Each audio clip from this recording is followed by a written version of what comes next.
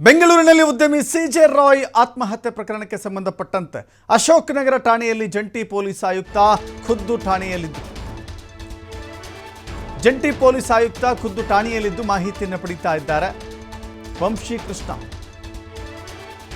CJ Roy ತಮ್ಮ ಬಾಬು ಹಾಗೂ CJ Roy ಅವರ ತಮ್ಮ ಬಾಬು ಹಾಗೂ ಮಗ ಇಬ್ಬರನ್ನು ಕೂಡ ವಿಚಾರಣೆ ಮಾಡ್ತಾ ಇದ್ದಾರೆ. ಇಂಚಿಂಚು ಮಾಹಿತಿಯನ್ನು ಸಂಗ್ರಹ ಮಾಡ್ತಾ ಇದ್ದಾರೆ. ಕಳೆದ 1 ಗಂಟೆಯಿಂದ ವಿಚಾರಣೆಯನ್ನು ನಡೆಸ್ತಾ ಇದ್ದಾರೆ ಪೊಲೀಸರು.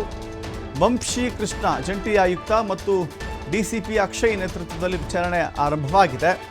ಐಟಿ ಅಧಿಕಾರಿಗಳ ಒತ್ತಡದಿಂದ ಆತ್ಮಹತ್ಯೆ ಎನ್ನುವ ಆರೋಪವನ್ನು ಅವರ ಸಹೋದರ ಬಾಬು ಮಾಡಿದ್ರು. ಹೀಗಂತ ಗಂಭೀರ ಆರೋಪವನ್ನು ಮಾಡಿರುವಂಥವರು ಅವರ ಹೇಳಿಕೆಯನ್ನು ಕೂಡ ಮಾಧ್ಯಮಗಳಿಗೆ ನೀಡುವಂಥ ಹೇಳಿಕೆಯಲ್ಲೂ ಕೂಡ ಅಂಶವನ್ನು ಉಲ್ಲೇಖ ಮಾಡಿದರು. 3-4 ದಿನಗಳಿಂದ ಐಟಿ ಅಧಿಕಾರಿಗಳು ದಾಳಿ ಮಾಡಿ ವಿಚಾರಣೆಯನ್ನು ಮಾಡ್ತಾ ಇದ್ರು. ಆ ಟೆನ್ಷನ್ನಿಂದಲೇ ಆತ್ಮಹತ್ಯೆ ಶಂಕೆ ಇದೆ ಎನ್ನುವ ಆರೋಪ ಇದೆ.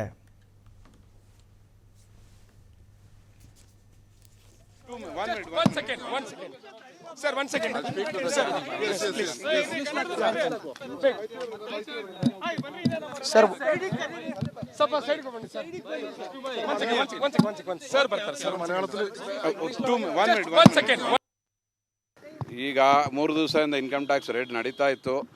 ಅವ್ರು ಇನ್ವೆಸ್ಟಿಗೇಷನ್ ಮಾಡ್ತಾ ಇದ್ರು. 28ನೇ ತಾರೀಕು ಬಂದಿದ್ದಾರೆ. 28, 29, ನಿನ್ನೆ 30. ನಿನ್ನೆ ಬೆಳಗ್ಗೆ 10:40ಕ್ಕೆ ನನಗೆ ಫೋನ್ ಮಾಡಿದ್ರು ಪುಕೆಟಿಗೆ. ನನಗೆ ಪ್ರೆಷರ್ ಇದೆ ಇನ್ಕಮ್ ಟ್ಯಾಕ್ಸಿಂದ, ನೀನು ಯಾವಾಗ ವಾಪಸ್ ಬರ್ತೀಯ ಅಂದರು. ನಾನು ಇವತ್ತು ಸಂಜೆ 7 ಗಂಟೆಗೆ ಬರ್ತೀನಿ ಅಂತ ಹೇಳಿದೆ. ಬಟ್ ಅಷ್ಟರಲ್ಲಿ ಅವರಿಲ್ಲ, ಹೋಗಿದ್ದಾರೆ.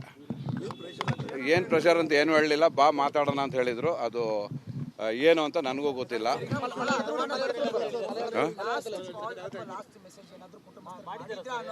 ಇಲ್ಲ, ನನಗೆ ಮಾಡಿದ್ದು 10:40ಕ್ಕೆ ಬೆಳಗ್ಗೆ 2 ಸತಿ ಮಾಡಿದ್ರು. ಅಷ್ಟು ಬಿಟ್ಟರೆ ಬೇರೆ ಏನು ಮಾತಾಡಿಲ್ಲ. ಐಟಿ ಆಫೀಸರ್ಸ್ ಹರಾಸ್ಮೆಂಟ್ ನಡೀತಾ ಇದೆ ಅಂತ ನನಗೆ 3 ದಿವಸದಿಂದ ಹೇಳ್ತಾರೆ. 1 ತಿಂಗಳಿಂದ ಹೇಳ್ತಾ ಇದ್ದಾರೆ. 1 ತಿಂಗಳಿಂದ ಹೇಳ್ತಾ ಇದ್ದಾರೆ. ಹೌದು. ಯಾಕಂದ್ರೆ ಅದು ಡಿಸೆಂಬರ್ 3ನೇ ತಾರೀಕಿಂದ 6ನೇ ತಾರೀಕುವರೆಗೆ ಇದ್ರು. ಅವರು ಡಾಕ್ಯುಮೆಂಟ್ಸ್ ಕಲೆಕ್ಟ್ ಮಾಡಿದ್ದಾರೆ. ಮೊನ್ನೆ ಇನ್ವೆಸ್ಟಿಗೇಷನ್ಗೆ ಅಂತ ಕರೆಸ್ಕೊಂಡಿದ್ದಾರೆ. ಆಗ ಏನು ಟೆನ್ಷನ್ ಆಗಿದೆ ಅಂತ ನಂಗೆ ಗೊತ್ತಿಲ್ಲ. ಯಾರವರು ಮಿಸ್ಟರ್ ಕೃಷ್ಣ ಪ್ರಸಾದ್ ಅಂತ IRS additional commissioner of income tax from Kochi ಅವರಿದ್ರು. ಏನು ಮಾತಾಡಿದ್ರು ಅಂತ ನಂಗೆ ಗೊತ್ತಿಲ್ಲ. ಅವ್ರು ಕೇಳಿದ್ರೆ ನಿಮ್ಗೆ ಹೇಳ್ಬೋದು ಏನು ಕ್ವಶನ್ಸ್ ಆಯಿತು ಏನು ಅಂತ. ಜೋಸೆಫ್ ಅವರು ಎಲ್ಲೂ ಅಲಿಗೇಷನ್ ಮಾಡಿಲ್ಲ, ಯಾರ ಮೇಲೂ ಅಲಿಗೇಷನ್ ಮಾಡಿಲ್ಲ. ಅಲ್ಲ ರೀ, ಈಗ ನಾನು ಇನ್ನೇನು ಹೇಳಲಿ? ನನಗೆ ಬೇರೆ ಯಾವ್ದು ವಿಷಯ ಹೇಳಲಿಲ್ಲ. ನಾನು ಅವ್ರ ಮೇಲೇನೆ ಹೇಳ್ಬೇಕಲ್ಲ. ಸಿಜೆ ರಾಯ್ ಆತ್ಮಹತ್ಯೆ ಎಂಬ ವ್ಯಾಪಕ ಚರ್ಚೆಯ ಹಿನ್ನೆಲೆ ಪ್ರಕರಣವನ್ನು ಗಂಭೀರವಾಗಿ ಪರಿಗಣಿಸಿದ ರಾಜ್ಯ ಸರ್ಕಾರ ಕಮಿಷನ್ ಅವರಿಂದ ಮಾಹಿತಿಯನ್ನು ಪಡೆದಿದ್ದಾರೆ. ಡಿಜಿ ಮತ್ತು ಐಜಿ ಸಲೀಂ ರಾಯ್ ಆತ್ಮಹತ್ಯೆಯ ಸಂಬಂಧ ಅಶೋಕನಗರ ಪೊಲೀಸರು ತನಿಖೆಯನ್ನು ಮಾಡ್ತಾ ಇದ್ದಾರೆ. ಪ್ರಕರಣದ ತನಿಖೆಯ ಬಹುತೇಕ ಮಾಹಿತಿಯನ್ನು ಪಡೆದುಕೊಳ್ತಾ ಇದ್ದಾರೆ ಡಿಜಿ ಕೂಡ.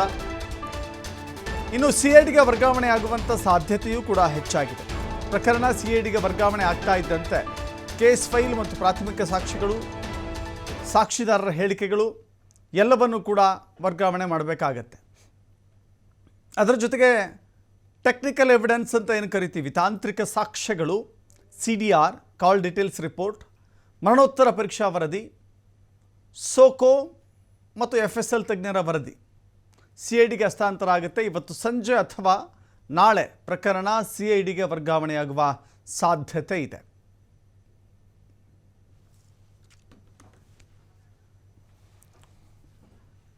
ಮತ್ತಷ್ಟು ಮಾಹಿತಿ ನಮ್ಮ ಪ್ರತಿನಿಧಿ ಸಂತೋಷ್ ನೀಡ್ತಾರೆ. ಸಂತೋಷ್, ಗಮನಿಸ್ತಾ ಇದ್ದೀವಿ ಅತಿ ದೊಡ್ಡ ಪ್ರತಿಷ್ಠಿತ ಉದ್ಯಮಿಯ ಆತ್ಮಹತ್ಯೆಯ ಪ್ರಕರಣ ಹಲವು ಆಯಾಮಗಳನ್ನು ತೆರೆದುಕೊಳ್ತಾ ಇದೆ. ಪೊಲೀಸರು ಸಾಕ್ಷ್ಯಗಳನ್ನು ಸಂಗ್ರಹ ಮಾಡ್ತಾ ಇದ್ದಾರೆ. ಅವರ ಸಹೋದರರ ಪ್ರಕಾರ ಐಟಿಯ ಒತ್ತಡ ಇತ್ತು ಅಂತ ಹೇಳ್ತಾ ಇದ್ದಾರೆ. ಈ ತನಿಖೆ ಯಾವ ರೀತಿ ಸಾಗಬಹುದು? ಯಾಕಂತ ಹೇಳಿದ್ರೆ ಸಾಮಾನ್ಯ ಪೊಲೀಸರು ಐಟಿಯನ್ನು ವಿಚಾರಣೆಗೆ ಒಳಪಡಿಸೋಕ್ಕಾಗುತ್ತಾ? ತಾಂತ್ರಿಕವಾಗಿ ಕೆಲವಷ್ಟು ಸಮಸ್ಯೆಗಳು ಎದುರಾಗುತ್ತೆ. ಹಾಗಾದರೆ CIDಗೆ ವರ್ಗಾವಣೆ ಆಗುತ್ತಾ? ಏನು ಸರ್ಕಾರ ಈ ಬಗ್ಗೆ ಸ್ಪಷ್ಟವಾಗಿ ತೀರ್ಮಾನ ತೆಗೆದುಕೊಳ್ಳುವ ಸಾಧ್ಯತೆ ಇದೆಯಾ ಇವತ್ತು?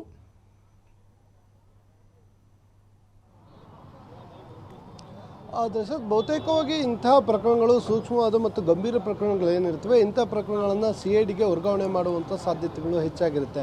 ಯಾಕಂತ ಹೇಳಿದ್ರೆ ಈ ಪ್ರಕರಣ ಒಂದು ಉದ್ಯಮಿ ಆಗಿರುವ ಹಿನ್ನೆಲೆಯಲ್ಲಿ ಪ್ರಕರಣದ ಹಿನ್ನೆಲೆ ಸಾಕಷ್ಟು ಆರೋಪಗಳು ಕೇಳಿ ಬರ್ತಾ ಇರುವಂಥದ್ದು. ಅಂದರೆ IT ಅಧಿಕಾರಿಗಳು ಅವರ ಕಚೇರಿಯಲ್ಲಿ ಇದ್ದಂಥ ಸಂದರ್ಭದಲ್ಲಿ ಇವರು ಫೈರ್ ಮಾಡಿಕೊಂಡು ಆತ್ಮಹತ್ಯೆಯನ್ನು ಮಾಡಿಕೊಂಡಿರುವ ಹಿನ್ನೆಲೆಯಲ್ಲಿ ಇದರಲ್ಲಿ ದೊಡ್ಡ ಮಟ್ಟದ ಏನಾದರೂ ಆರೋಪಗಳು ಪ್ರತ್ಯಾರೋಪಗಳು ಕೇಳಿ ಬರ್ತಾ ಇರುವಂಥದ್ದು. ಅದನ್ನು ಈಗಾಗಲೇ ಆದಾಯ ತೆರಿಗೆ ಅಧಿಕಾರಿಗಳು ಕಿರುಕುಳವನ್ನು ಕೊಟ್ಟರು ಅಂತೇಳಿ ಅವರ ಕುಟುಂಬಸ್ಥರಿರ್ಬೋದು ಇಲ್ಲ ಅವರ ಸಹೋದರ ಕೂಡ ಆರೋಪವನ್ನು ಮಾಡ್ತಾ ಇರುವಂಥದ್ದು.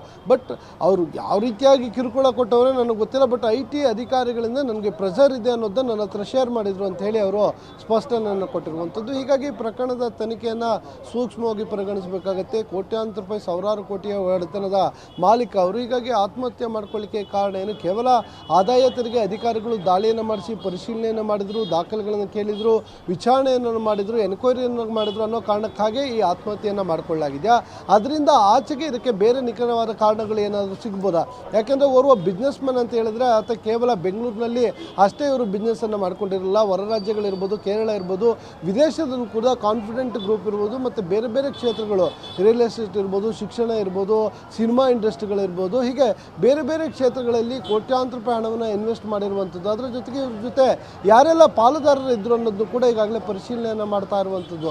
ಅಂದರೆ ಇಂತಹ ದೊಡ್ಡ ದೊಡ್ಡ ಬಿಸ್ನೆಸ್ ಮಾಡುವಂಥ ಸಂದರ್ಭದಲ್ಲಿ ಏಳು ಬೀಳಾಗುವಂಥದ್ದು ನಾವು ಸಾಕಷ್ಟು ನೋಡಿದ್ವಿ. ಎಷ್ಟೋ ಉದ್ಯಮಗಳು ದಿವಾಳಿ ಆಗ್ತಾರೆ. ದಿವಾಳಿ ಆದಂಥ ಸಂದರ್ಭದಲ್ಲಿ ಇಂಥ ನಿರ್ಧಾರಗಳನ್ನು ತೆಗೆದುಕೊಳ್ತಾರೆ. ಸೊ ಇವೆಲ್ಲವೂ ಕಾರಣವಾಗಿರ್ತವೆ. ಆದರೆ ಇಲ್ಲಿ ಆ ರೀತಿಯ ಯಾವುದೇ ಸಮಸ್ಯೆಗಳು ಇವರಿಗೆ ಕಂಪನಿ ಆಗಲಿ ಇವರ ಪ್ರಾಜೆಕ್ಟ್ಗಳಾಗಲಿ ಎಲ್ಲೂ ಕೂಡ ದಿವಾಳಿ ಆಗಿದೆ ಇದುವರೆಗೂ ಕೂಡ ಕೇಳಿ ಬಂದಿಲ್ಲ, ಕಂಡು ಬಂದಿಲ್ಲ. ಪ್ರತಿ ಬಾರಿ ಕೂಡ ಯಶಸ್ವಿ ಉದ್ಯಮಿಯಾಗಿ ಇವರು ನಡ್ಕೊಂಡು ಬಂದಿರುವಂಥದ್ದು ನಾವು ಇಲ್ಲಿ ನೋಡ್ಬೋದು, ಗೊತ್ತಿರುವಂಥದ್ದು. ಸೊ ಈ ಕಾರಣಕ್ಕೆ ಇವರು ಆತ್ಮಹತ್ಯೆಯನ್ನು ಮಾಡ್ಕೊಂಡಿದ್ದಾರೆ ಅಂತ ಹೇಳಿದ್ರೆ ಅದಕ್ಕೆ ನಿಖರವಾದ ಕಾರಣ ಏನು ಅನ್ನೋದು ಗೊತ್ತಾಗ್ತಾಯಿಲ್ಲ. ನಿನ್ನೆ ಆದಾಯ ತೆರಿಗೆ ಅಧಿಕಾರಿಗಳು 2-3 ದಿನಗಳಿಂದಲೂ ವಿಚಾರಣೆಯನ್ನು ಮಾಡ್ತಾಯಿದ್ರು.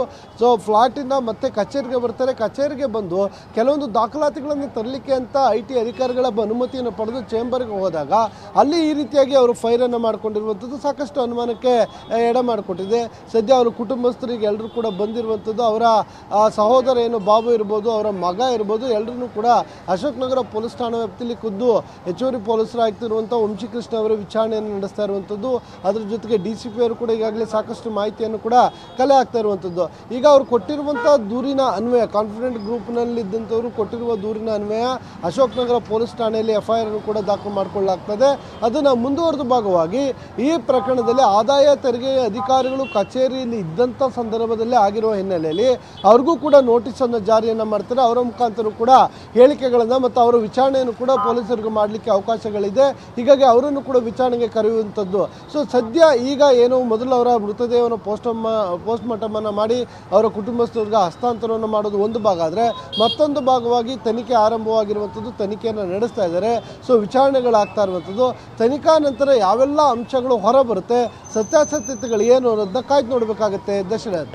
ಥ್ಯಾಂಕ್ ಯು ಸಂತೋಷ್ ನಿಮ್ಮಲ್ಲ ಮಾಹಿತಿಗೆ.